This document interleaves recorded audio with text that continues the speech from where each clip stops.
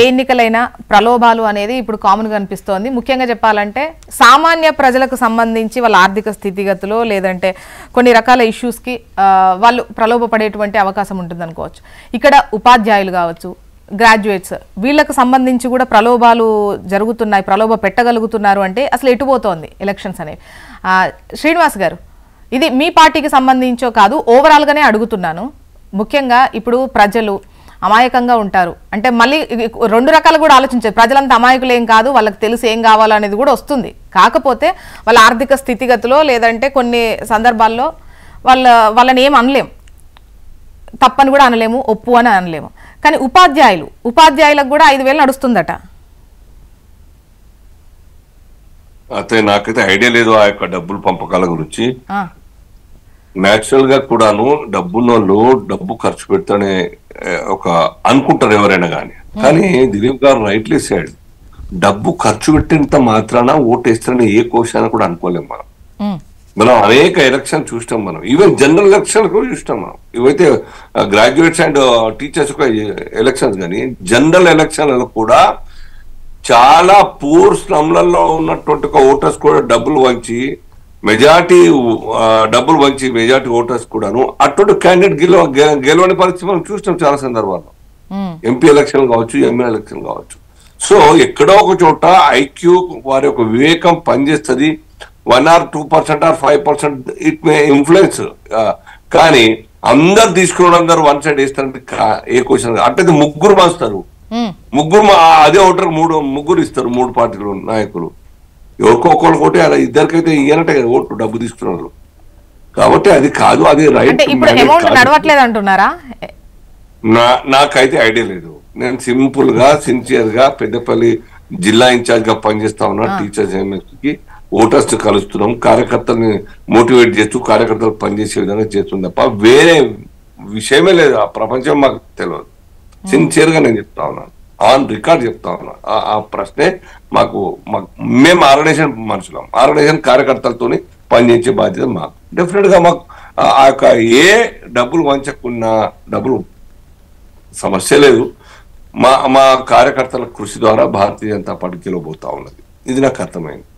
Voters కూడా alternative కనవడలేదు. Bharatiya Janata party ఒక్క party ఆ పార్టీలకు అధికార పార్టీలకు లొంగకుండా వాళ్ళ సైడ్ పోకుండా ఉండేటువంటి ఒక క్యాండిడేట్ కేవలం బీజేపీ మాత్రమే ఉంటారు. కాబట్టి వాళ్ళకి వేయాలి సార్. ఇప్పటిదాకా 14 నెలల కాలం పాటు కాంగ్రెస్ వ్యతిరేకత ఎందుకు వచ్చింది? జనరల్ అడ్మినిస్ట్రేషన్ సరిగా లేదు, రేవంత్ రెడ్డి నాయకత్వం యొక్క సర్కార్ బాగాలేదు. 10 సంవత్సరాల కాలం పాటు పాలించినట్టు కేసీఆర్ కు 10 సంవత్సరాలు పట్టింది డ్యామేజ్ గానికి. ఇది 10 నెలల్లో అవుట్ అయిపోయింది. ఆ విషయం మాట్లాడుతా ఉన్నారు జనాలు. ఆ యొక్క కాన్ఫిడెన్స్ నాకున్నది. ఇక బీఆర్ఎస్ పోటీనే లేదు. వాళ్ళ చేతులారా వాళ్ళ పార్టీ పొలిటికల్ పార్టీ అనే ఐడెంటిటీ. శ్రీనివాస్ గారు, ఇక్కడ నేను ఏ పార్టీ గురించి బీఆర్ఎస్ అడగలేదు, కాంగ్రెస్ అడగలేదు, బీజేపీ అడగలేదు. బట్ ఏ ఎన్నికలైనా కూడా ప్రలోభాలు అనేవి ఉంటున్నాయి. ఈవెన్ ఇప్పుడు ఉపాధ్యాయ గ్రాడ్యుయేట్ ఎన్నికలకు కూడా వచ్చింది. ఒకవైపు కొన్ని చోట్ల పంచుతున్నారు, ఇంకా చెప్పాలంటే ఇవి కొంచెం కాస్ట్లీగా కూడా ఉన్నాయి అన్నటువంటిది నడుస్తోంది. ఈవెన్ గతంలో కూడా విన్నాము. అంటే మేబీ మరి మీ పరిధికి ఎందుకు రాలేదో తెలియదు కానీ కనీసం వార్తను వచ్చి ఉండాలి.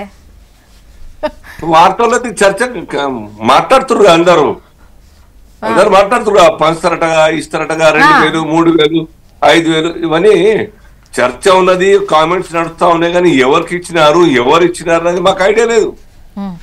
మా పార్టీ కార్యకర్తలు ఆ పనిలో ఓటర్స్ ని కలిసే ప్రయత్నంలో మాత్రమే నిమగ్నమే ఉన్నారు తప్ప వేరే. దిలీప్ గారు ఇప్పుడు బీజేపీ ఇవ్వట్లేదండి, దగ్గర నుండి చూసి మరి శ్రీనివాస్ గారు చెప్తున్నారు, ఇన్ఛార్జ్ గా ఉన్నారు, మీరు కూడా ఇవ్వట్లేదు అంటున్నారు. మొత్తానికైతే అంటే 2 పార్టీలే కంటెస్ట్ చేస్తున్నాయి, అక్కడ ఎవరికి డబ్బులు వెళ్ళట్లేదు, అంతేనా? కానీ శ్రీనివాస్ గారికి ఆ విధానమే నచ్చదు కాబట్టి పాపం ఆయన చెప్పడానికే మొమ్మట పడుతున్నాడు. అది అందరికీ తెలుసు వాడు పంచుతున్నారనే విషయం. పేపర్లో వచ్చింది చదివే వాడు పొద్దున. 5,000 ఉపాధ్యాయులు కట్ట, 2,000 గ్రాడ్యుయేట్స్ కట్ట. ఇది దారుణం అని అంటున్నా. బాదరెడ్డి గారు చెప్పారు, 2 ఎలక్షన్స్ లో పనిచేశాడు, అందరూ చూశాడు. మేము ఎవరెవరిని కలిసిన వాడు ఉద్యమం ఉంది, అది బ్యాక్ డ్రాప్ ఉద్యమం అనుకోండి. అప్పుడు కూడా వచ్చారు, అప్పుడు కూడా నాకు అగెనిస్ట్ కాంటెస్ట్ చేసిన వ్యక్తి పేరు చెప్పాను కానీ ఆయన సెల్ ఫోన్ పంచాడు గ్రాడ్యుయేట్స్ కొంతమందికి ఇచ్చి కొంతమంది చెప్పితే అదే కోపం వచ్చి అప్పుడు వ్యతిరేకంగా ఓటేశారు. అదే పెద్ద ముప్పు. అన్ఫార్చునేట్లీ ఈ ట్రెండ్ అనేది ఇంతకుముందు చెప్పినట్టుగా గ్రాడ్యుయేట్స్ పంచేంత మాత్రాన లేదా టీచర్లకు పంచేంత మాత్రాన వాడు ఎట్టి పరిస్థితిలో పంచిన వాడికి వేయరు. అది వాడు మళ్ళీ క్యాండిడేట్ యొక్క గుణగణాలనే చూసుకుంటారు తప్ప వేరే అంశం కాదు. మీరు చేస్తుంటాం శ్రీనివాస్ గారు అన్నారు, వాజురెడ్డి గారు అన్నారు, అంశాల వారీగా పోరాడాలి. అసలు మా ఫెయిల్యూర్స్ గురించి చెప్పొచ్చు. ఇవో వీళ్ళు అన్నారు 4 హామీలు అయినాయి, ఇంకో 2 హామీలు రాలే, నిరుద్యోగ వృత్తి రాలే, లేదా మహిళలకు రాలే, పెన్షన్ పేరు ఓకే, దట్స్ అ ఫైట్. మా బాధ మేము చెప్పుకుంటాం, అరే బాబు మా డబ్బులు సరిపోవట్లేదు, లేదా తప్పులు తెస్తున్నాం, రేపు మా పని కూడా పూర్తి చేస్తాం అని చెప్పుకుంటాం. అది ఒక issue based fight. Issue based fight అనేది ఎప్పుడైనా పొలిటికల్ పార్టీస్ లో అది కరెక్ట్. అది సైద్ధాంతిక ప్రాతిపదిక మీద మీరు కొట్లాడినా లేదా మా ఫెయిల్యూర్స్ మీద కొట్లాడినా ఒక పద్ధతి. కానీ ఇట్లాంటి కామెంట్స్ అనేది అది at least graduates and teachers appreciate చేయరు కదా, అయితే డెఫినెట్లీ ఇంటెలెక్చువల్స్ కదా. సో అందువల్ల దీన్ని అవాయిడ్ చేయాలి మనం. ఇవన్నీ ఇది ఎలా ఎంటర్ అయింది అంటారు? అంటే ముఖ్యంగా వాళ్ళు తీసుకున్నా కూడా ఎవరికి వెయ్యాలో తెలిసినటువంటి వాళ్ళకు వీళ్ళకే మీరు వెయ్యాలి, వీళ్ళైతేనే చెయ్యగలరు అని చెప్పాల్సినటువంటి అవసరం ఉపాధ్యాయులకు లేదు. మరోవైపు యువకులు గ్రాడ్యుయేట్స్ వాళ్ళకు సంబంధించి చూసుకున్నా కూడా వాళ్ళు ఎవరికి వేయాలనుకున్నా వాళ్ళు వేస్తారు. సో మరి ఎందుకు ఈ డబ్బు ఎంటర్ అయింది అంటారు? మీకు పొలిటికల్ పార్టీస్ దాన్ని ఆ విధంగా వాళ్ళను ప్రలోభ పెట్టే ప్రయత్నాలు చేస్తున్నాయి కదా. ఇప్పుడు గ్రాడ్యుయేట్స్ లో చాలా మందికి ఉద్యోగాలు లేవు. ఉద్యోగాలు ఉన్న వాళ్ళని మీరు ప్రలోభ పెట్టలేకపోవచ్చు. చాలా మంది రెఫ్యూజ్ చేస్తారు, నాకు తెలిసి చాలా మంది రెఫ్యూజ్ చేస్తారు. నాకు గతంలో 2 సార్లు ఎలిక్ట్ అయిన సందర్భాలు కూడా డబ్బులు మంచి సందర్భాలు నాకు కూడా చాలా ఉదంతాలు నా దృష్టికి వచ్చేప్పుడు ఏంటంటే డబ్బులు ఆఫర్ చేస్తే they felt they have been insulted. దాన్ని వాళ్ళు తిరస్కరించడం కాబట్టి తిట్టిన సందర్భాలు కూడా కొన్ని సందర్భాల్లో ఆ క్యాండిడేట్స్ అప్పట్లో జరిగాయి. సో ఇప్పుడు కూడా నాకు తెలిసి అక్కడక్కడ ఎవరికైతే అవసరం లేదు, అన్ఎంప్లాయ్ ఉంటాడు పాపం, మీరు 2000 ఊరికే ఇస్తానంటే అయితే వేసేవాడికి ఇద్దాం ముందే తీసుకుందాం అనే ఆలోచన ఉంటుంది కదా. సహజంగా హ్యూమన్ వీక్నెస్ ఉంటుంది. టీచర్స్ మీరు అన్నట్టు దే షుడ్ నాట్ ఎంకరేజ్.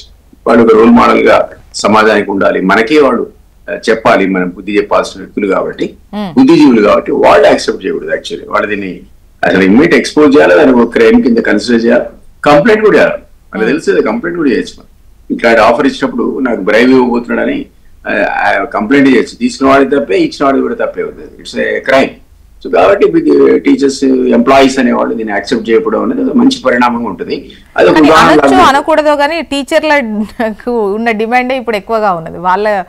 వాళ్ళు ఖచ్చితంగా తీసుకుంటున్నారు, అంటే ఎవరికి వేయాల్స్తే వాళ్ళకే వేస్తారు, కానీ తీసుకుంటున్నారు అనేది అయితే వస్తోంది. కామెంట్ శ్రీనివాస్ గారు మోమాడ పడుతున్నా. ఎందుకంటే ఇప్పుడు మా ఫాదరే టీచర్, అసలు ఇప్పుడు లేదు చనిపోయారు, కానీ టీచర్ బిడ్డగా వచ్చినవాడు నేను. కాబట్టి టీచర్స్ అంటే వాళ్ళకి మోరల్ వాల్యూస్ ఆ జమానాలో చాలా హై ఉండేది.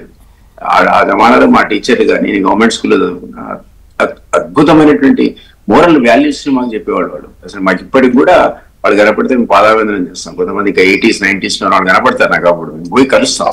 ఆ జమానా టీచర్స్ ఈ రోజు వేరేమో I really don't know. But we can't కట్టగట్టి వీళ్ళంతా ఇట్లే మనం అనలేము. వాళ్ళు చాలా మిగతా ముందు శ్రీనివాస్ గారు అన్నట్టు హైలీ ఎడ్యుకేటెడ్ గ్రాడ్యుయేట్స్ అయినా కానీ టీచర్స్ అయినా కానీ. సో మరి మీరు వాళ్ళు ప్రలోభ పెట్టి వాడిని ఇంతకుముందు మాట అన్నది మస్తి పట్టింది వీడికి అందుకే ఇస్తున్నాడు తీసుకుందాం అనుకుని వాడు ఇష్టం వచ్చినట్టు వేసే పరిస్థితి కూడా వస్తుంది. డబ్బులు విపరీతంగా డబ్బులు పంచడం అనేది ఒక సంస్కృతి అయిపోయింది కదా. మా ఇప్పుడు జనరల్ ఎలక్షన్స్ కు ఓటర్కి డబ్బులు ఇస్తుంది, గ్రాడ్యుయేట్ ఎలక్షన్స్ లో టీచర్స్ ఎలక్షన్ కూడా డబ్బులు ఇస్తుంది. ఎట్లా మరి? ఇది మనమే రెస్పాన్సిబుల్ దానికి, వాళ్ళ మనం అనలేము. Political parties 100% responsible. వాళ్ళందరూ కలిసి ఓ నిర్ణయాన్ని తీసుకోవాలి. 80% డబ్బులు ఇవ్వము, ఏమన్నా కానీ మా పెర్ఫార్మెన్స్ మీద, మా విధానాల మీద, మేము ఏం చేయబోతున్నాం చెప్పే అంశాల మీద. ఇదేమో అన్నాడు వాజురెడ్డి గారు 2 సార్లు తిరిగే సార్ కోసం. ఎందుకు వేసాము అంటే తెలంగాణ ఉద్యమం, సార్ మాట్లాడతాడు, మా గురించి కొట్లాడతాడు శాస్త్రం మండలిలో అనుకున్నాం అన్నాడు. అది కరెక్ట్. ఆ విధమైనటువంటి ఒక ఆబ్జెక్టివ్స్ పెట్టుకొని ఇగో ఈ క్యాండిడేట్ అయితే మన అంశాల మీద ఖచ్చితంగా కొట్లాడతాడు.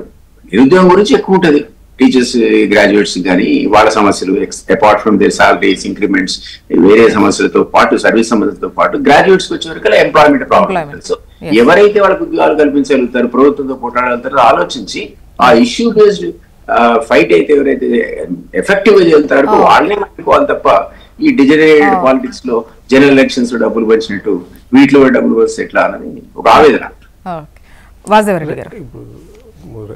మొదటి పాయింట్ ఏంటి అంటే వాస్తవంగా ఎన్నికలలో అసలు విషయాలు పక్కకు పెట్టి అనవసర విషయాలను ఇవాళ పార్టీలు ముందుకు తీసుకొస్తా ఉన్నాయి. అసలు విషయం ఏంది ఇప్పటిదాకా దిలీప్ గారు చెప్పినట్టు ఇవాళ ఎజెండా ఇప్పుడు నిరుద్యోగ ఎజెండాగా ఎన్నికలు నడవాలి. లేదా ఆ టీచర్ ఎన్నికలు అయితే టీచర్ యొక్క డిమాండ్ సాధన కోసం ఆ ఎన్నికలలో ముందుకు వెళ్ళాలి. ఇవన్నీ పక్కకు పోయినాయి. ఇప్పుడు బండి సంజయ్ గారు ఇట్లాంటి మాటలు మాట్లాడడం వల్ల చర్చ అంతా, అసలు విషయం చర్చ అంతా పక్కకు పోయింది. ఇవాళ బీజేపీ పోటీ చేస్తే మేము ప్రభుత్వం ఈ 2 లక్షల ఉద్యోగాలు ఇస్తారనేది కాంగ్రెస్ ప్రభుత్వం నిరుద్యోగులకు సరైన ఉద్యోగాల కల్పనలో ప్రభుత్వం వైఫల్యమైందనేది వాళ్ళు విమర్శించాల్సిన అవసరం ఉంటుంది. లేదా ఇప్పుడు కాంగ్రెస్ అభ్యర్థి మాట్లాడినా మరి కేంద్ర ప్రభుత్వం సంవత్సరానికి 2 కోట్ల ఉద్యోగాలు ఇస్తారన్నది ఏమైంది, ఇస్తలేదు. పోనీ ఇలా బీజేపీ అభ్యర్థి గెలిస్తే ఈ యొక్క రాష్ట్రంలో మనకు వచ్చే లాభం ఏంది, నిరుద్యోగులకు వచ్చే లాభం ఏంది, మేము అధికార పార్టీకి గెలిస్తే ఈ లాభాలు చేయగలుగుతాం, ఈ నిరుద్యోగుల కోసం ఇట్లాంటి కార్యాచరణ తీసుకుంటామని అట్లాంటిది ఎక్కడ కూడా ఎజెండా కూడా ముందు పెట్టే సందర్భం కనిపిస్తలేదు. ఇప్పుడు మొన్న ముఖ్యమంత్రి గారు మాట్లాడిన సందర్భం కూడా మనం ఒకసారి గమనిస్తే ఎన్నికల ప్రచారం ఏండు అసలు నాకు తెలిసి మరి సబ్జెక్ట్ కరెక్షన్ దిలీప్ గారు కానీ అల్జాపూర్ శ్రీనివాస్ గారు చెప్పాలి. గ్రాడ్యుయేట్ ఎలక్షన్లలో ఒక ముఖ్యమంత్రి స్వయంగా ప్రచారంలో పాల్గొన్న సందర్భం అయితే నేనైతే చూడలేదు.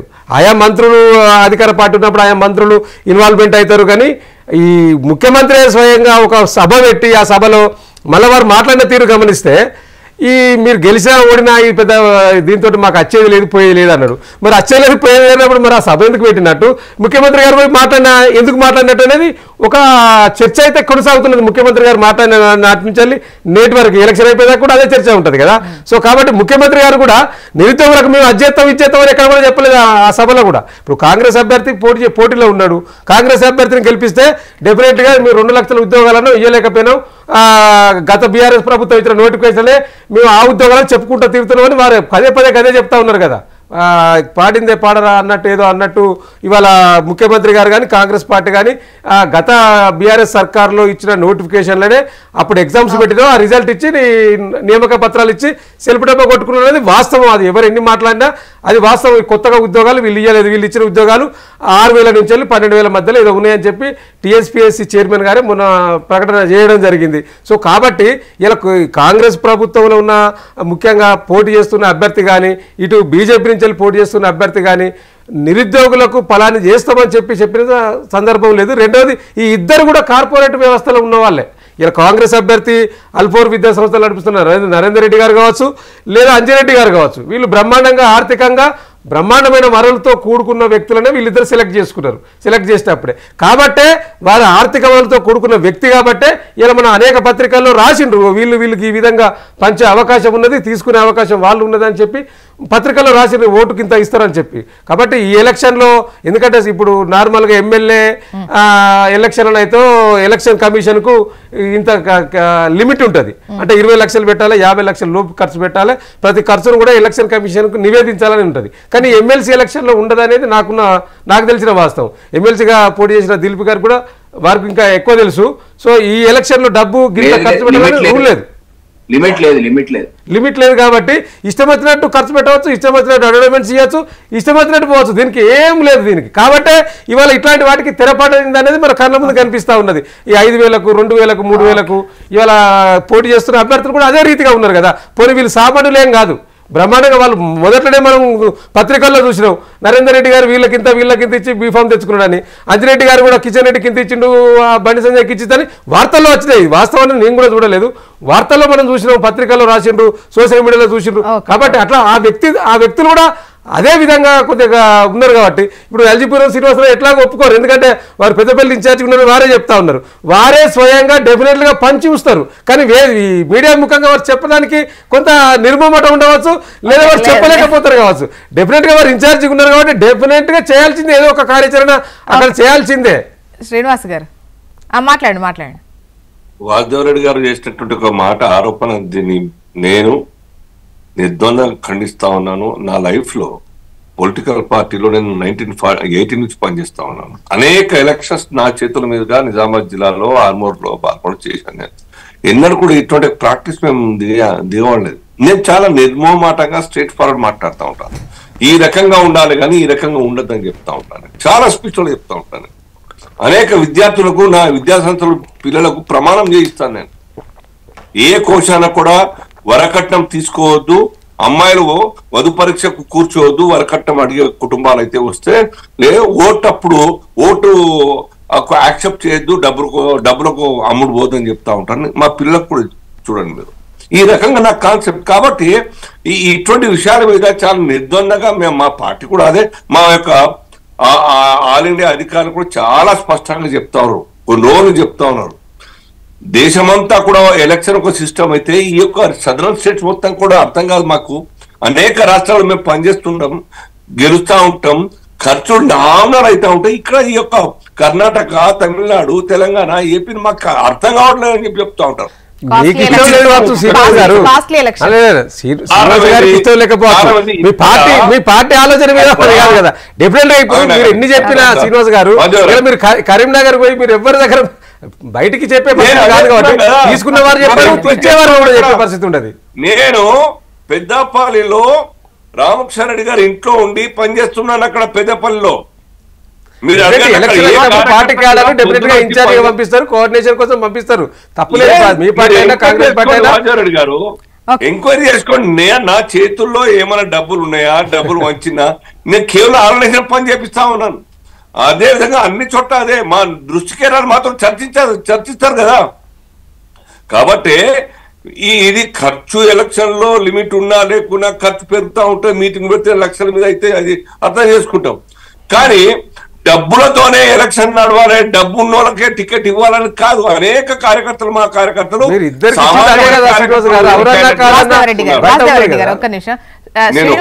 శ్రీనివాస్ గారు, ఇప్పుడు గెలిచే వ్యక్తి, బలమైన వ్యక్తి, బలగం, డబ్బు ఉన్నటువంటి వాళ్లకు ఖచ్చితంగా అది మీ పార్టీ అయినా కూడా ముందటి నుంచి ఉన్నటువంటి వాళ్ళని కూడా పక్కకు పెట్టి ఇచ్చిన సందర్భాలు లేవా? నేను అదే చెప్తున్నా కదా, భారతీయ జనతా పార్టీ మార్పు కోరుకుంటా ఉన్నది, ఆల్ ఇండియా పార్టీ కూడా ఇదే కోరుకుంటా ఉన్నది, మాకు కూడా అదే చెప్తా ఉన్నది. మీరు ఎలక్షన్స్ లో మన యొక్క వ్యక్తిత్వం గెలిచేటువంటి స్థితికి రావాలి, ప్రజల్ని తయారు చేయండి అని చెప్తా ఉన్నారు. కార్యకర్తలు నిరంతరం ట్రైనింగ్ ఇస్తా ఉంటాయి పార్టీ. మా యొక్క ప్రచారంగా వచ్చేటువంటి ఒక ఆర్గనైజింగ్ సెక్రటరీలు కూడా అదే లక్ష్యం పెట్టుకుని ఈ యొక్క రాష్ట్రాల్లో సదరన్ స్టేట్ లో మార్పు తీసుకోవాలని కోరుతా ఉన్నారు. అది మనతోనే చాలు కావాలి, కార్యకర్త త్యాగంతోనే చాలు కావాలి, ఖర్చులతోనే డబ్బున్నోళ్ళకు టికెట్ ఇవ్వాలి, కల్చర్ తీసేయాలి. సామాన్యమైన కార్యకర్త కానీ ఇదివరకు బీజేపీ ఖచ్చితంగా మీరు అన్న లైన్ లో ఉందేమో, కానీ ఇప్పుడు మాత్రం ఆల్మోస్ట్ గెలిచే ప్రాతిపదికనే ముందుకెళ్తుందేమో. మార్పు అంటే ఇట్లా వెళ్తుందా ఏమైనా? బండి సంజయ్ గారికి ఏం డబ్బు ఉందండి చెప్పండి. బండి సంజయ్ పెద్ద డబ్బున్న వ్యక్తి, లేకుంటే రాజా సింగ్ పెద్ద డబ్బున్న వ్యక్తి, అనేక మంది ఉన్నారే. డెఫినెట్ గా ఖర్చు పెరిగింది, సమాజం కూడా సపోర్ట్ చేస్తుంది. కానీ డబ్బున్నోళ్ళకి ఇస్తామంటే పార్టీ యొక్క కల్చర్ పాడవుతుంది, పార్టీ యొక్క సిద్ధాంతం డైల్యూట్ అవుతుంది. ఇది సిద్ధాంతం డబ్బులతోనే ఇస్తా అంటే సిద్ధాంతం ఎన్నో రోజులు కొనసాగదు. ఇది పార్టీకి కూడా తెలుసు, మేమందరం కూడా. డబ్బులతో మాత్రమే అని కాదు, డబ్బున్న వాళ్ళకు కూడా ప్రయారిటీ అనేది ఇంపార్టెంట్. ఇక్కడ వాళ్ళకు కూడా ప్రయారిటీ ఉంటుంది. డబ్బున్న సమాజం కోసం పనిచేస్తా అంటే ముందుకు వస్తుంటే వాళ్ళను ఎందుకు ఎలిమినేట్ చేస్తాం మనం? ఆయనకు ఆలోచన మంచి ఉన్నది, ఈ యొక్క సిద్ధాంతం నచ్చింది, పార్టీ యొక్క గవర్నెన్స్ నచ్చింది, మోదీ గారి నాయకత్వం నచ్చింది. పని చేస్తానంటే డబ్బు ఉన్నది కాబట్టి నీకు డిస్క్వాలిఫై చేస్తున్నామని చెప్తే అవకాశం ఉండద్దు, అది అన్యాయం అవుతుంది. అనేక మంది పెరిగిన తర్వాత దానం ఇచ్చేకున్నాం, సంపాదన మొత్తం 1% ఉంచుకొని మిగతా అంతా దానం ఇస్తా అన్నారు కదా. సో అది డబ్బు ప్రాధాన్యం ఎంత ఉన్నా గానీ పార్టీ యొక్క సిస్టమ్ లో నడిపించేటువంటి ఒక నాయకత్వం కావాలి. అది భారతీయ జనతా పార్టీ ప్రయత్నం చేస్తా ఉన్నది. కేసీఆర్ గారు డబ్బునోళ్ళకి ఇవ్వలేదా? ఎంఎస్ఎన్ రెడ్డి కావచ్చు. ఇక్కడ మీ పార్టీ వేరనేది ఇప్పుడు మొదటి నుంచి చూసిన బీజేపీ ఒక లెక్క, ఈ మధ్య కాలంలో ఒక 4-5 ఏళ్ల నుంచి చూస్తున్న బీజేపీ ఒక లెక్క అనేది మేము అనుకుంటున్నాం. మేము మొన్న కాంటాక్ట్ చేసినట్టు ఎమ్మెల్యేలకు పోయి ఎంతమంది కరోడ్ పత్రం చూపించండి అన్న లెక్క చర్చ పెడతాం, దీని మీద పెట్టండి. ఓకే, చూద్దాం. అది ఒకసారి లిస్ట్ అవుట్ తీసుకొని కరెక్ట్ కూర్చొని లెక్క పెడదాం. లెక్కలేదు శ్రీనివాస్ సార్, నాకు నోటికి అయితే లెక్కలేదు. ఖచ్చితంగా దానిపైన ఒకసారి స్టడీ చేసి చూద్దాం. దిలీప్ సార్ చెప్పండి. జోష్ గారు, ఆ కారణం చేతనే చాలా మంది గెలవలేదు అక్కడ. డబ్బు లేనోళ్ళు కాబట్టి అదే డబ్బు లేనోళ్ళు కాబట్టి గెలవలేదు. సరే డబ్బు లేనప్పుడు ఇచ్చినామని చెప్పేసి దట్ ఈస్ అవర్ ట్రాన్స్పరెన్సీ. జోష్ గారు, ఇవాళ మీరు పంజాపూర్ శ్రీనివాస్ ని, వాజుని రాంగ్ ఛాయిస్ పెట్టుకున్నారు. వాళ్ళిద్దరే వాల్యూ బేస్డ్ పాలిటిక్స్ మాట్లాడతారు. వాడు పంచతర సిద్ధాంతం, వాళ్ళ సిద్ధాంతం మరి కాబట్టి వాళ్ళు అట్లే మాట్లాడతారు. ఒప్పుకోడు కదా, ఇన్ఛార్జ్ ఉన్నా ఆయన వెనక జరిగేది ఆయన ఒప్పుకోడు, ఎందుకంటే ఆయన నచ్చదు. ఇప్పుడు బీజేపీ లేదు, కాంగ్రెస్ పంచదు, కాకపోతే మరి పంచుతున్నారనేది వస్తోంది. అక్కడ బీఆర్ఎస్ అయితే పోటీలోనే లేదు. మరి ఎక్కడి నుంచి ఎవరిస్తున్నారు? రొయ్యల పుట్ట మాయమైంది, మరి అందరు వెజిటేరియన్. కాంగ్రెస్ ఓడిపోతుంది కాబట్టి ఈ దుష్ప్రచారం జరిగి ఉంటది. కాంగ్రెస్ ఓడిపోతున్నట్టు ముఖ్యమంత్రి గారు స్వయాన ఒప్పుకున్నారు కాబట్టి, బీఆర్ఎస్ పార్టీలో లేదు కాబట్టి, పోటీలో లేదు కాబట్టి, కేవలం భారతీయ జనతా పార్టీ అడిగేటువంటి సత్తా ఉన్నది. హౌస్ బీజేపీ ఎవరికి వచ్చినా అక్కడ అమ్ముడు పోతారో లేకుంటే వాళ్ళ సైడ్ వంచన చేస్తారు. శ్రీనివాస్ గారు ఆ పార్టీ ఎలక్షన్ లో లేకపోవడానికి కారణమే మిమ్మల్ని గెలిపించాలన్నట. వాళ్ళు ఏం చెప్పినా వాళ్ళకైతే పోటీ చేసే ధైర్యం లేక పోటీ చేయలేదు. కాంగ్రెస్ కావచ్చు లేకుంటే బీఆర్ఎస్ కావచ్చు, బీజేపీకి వచ్చేటువంటి అవకాశం ఉన్నది. మనం పోటీ చేసి ఓడిపోయిన మనం ఎందుకు చెప్పుకోవాలి? మరి ఎవరికి సపోర్ట్ గా కంటెస్ట్ చేయట్లేదు అనేది, మరి ఏ ఓటు చీలకుండా ఉండడానికి అనేది ఇక్కడ చూడాలి. చెప్పండి వాసుదేవరెడ్డి గారు. దిలీప్ గారు అన్నట్టు బీజేపీ గెలుపు కోసం ఏమో పోటీ చేస్తలేదు కావచ్చు అనేది బయట ప్రచారం ఉన్నదని వారు అంటున్నారు. దిలీప్ గారికి తెలిసి ఉండాలి, అధికార పార్టీలో ఉన్నప్పుడు కూడా కరీంనగర్ గ్రాడ్యుయేట్ ఎమ్మెల్సీగా మేము పోటీ చేయలేదు. చంద్రశేఖర్ గౌడ్ గెజిటెడ్ ఆఫీసర్ నుంచి వెళ్ళి ఇండిపెండెంట్గా పోటీ చేసిండు. మేము అధికారంలో ఉన్నాం, ఈ రాష్ట్రానికి ముఖ్యమంత్రిగా కేసీఆర్ గారు ఉన్నారు.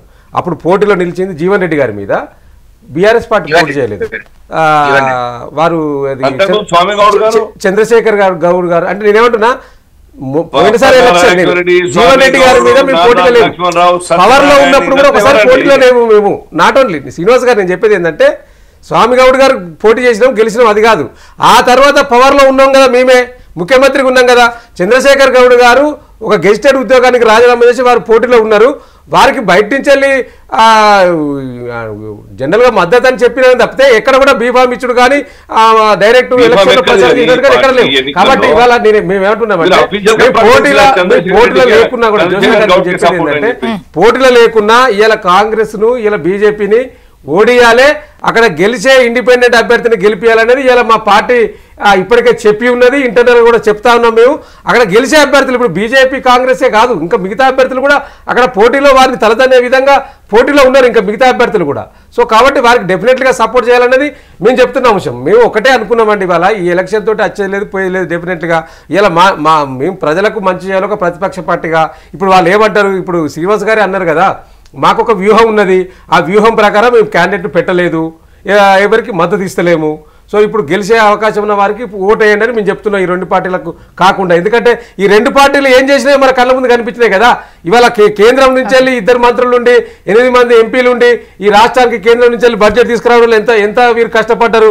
అదేవిధంగా ఈ 14 నెలల కాలంలో కాంగ్రెస్ పరిపాలనలో జరిగిన మంచి ఏంది, ముఖ్యంగా నిరుద్యోగులకు ఉద్యోగులకు ఏ కార్యక్రమాలు ఆనాడు ఆ ఎన్నికల మేనిఫెస్టోలో పెట్టిన అంశాలు ఏంది, ఇప్పుడు అమలు చేస్తున్న తీరేంది అనే అంశాలు మనకు ఎప్పుడు రెగ్యులర్గా చర్చ పెట్టుకుంటున్నాం కదా. కాబట్టి వీటి కళ్ళ ముందు కనిపిస్తూ ఉన్నాయి. కాబట్టి ఈ రెండు పార్టీలను తిరస్కరించండి, గెలిచే అవకాశం ఉన్న అభ్యర్థికి మీరు ఓటేయండి అని మీరు స్పష్టంగా చెప్తా ఉన్న సందర్భం. ఇక దీన్ని మీరు బీజేపీ బీఆర్ఎస్ ఒకటని కాంగ్రెస్ అన్నా, లేకపోతే బీజేపీ కాంగ్రెస్ బీఆర్ఎస్ ఒకటన్నా, ఎవరెవరు ఒకటి ఎవరెవరు ఏందనేది ఇలా స్పష్టంగా మన కళ్ళ ముందు కనిపిస్తూ ఉన్నాయి కదా.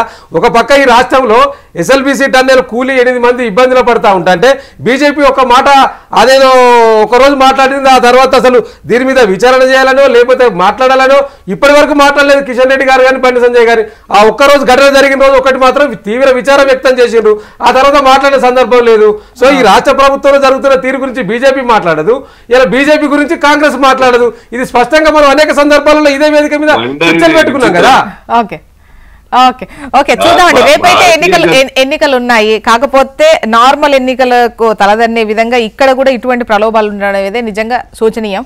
ఇది మారాలి. And thank you so much అండి డిస్కషన్లో పాల్గొన్నందుకు శ్రీనివాస్ గారు, దిలీప్ గారు, వాసుదేవరెడ్డి గారు. థ్యాంక్ యూ అండి. ఇది వాళ్ళ న్యూస్ అనాలిసిస్. చూస్తూనే ఉండండి హెచ్ఎం టీవీ. వార్త ఆగదు, నిజం తాగదు.